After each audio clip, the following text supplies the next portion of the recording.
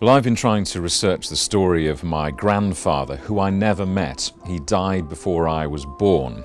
And my father told us as little boys that our granddad worked on warships and submarines in Pembroke Dockyard, and never thought much more of it really, and I have never really given it a great deal of thought until this anniversary of the 100th year of the outbreak of the First World War.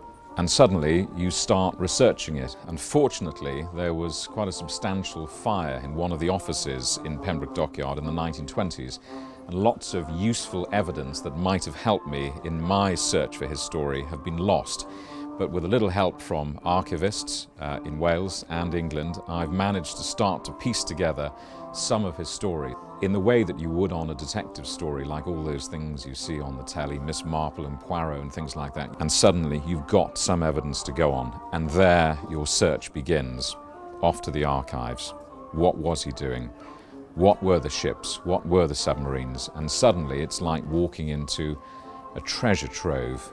You begin to find something very substantial and an extraordinary story. So the message from all of this is if there's someone in your past who you'd like to know more about and you don't have a lot of evidence to go on, go and see your archivists. They will help you.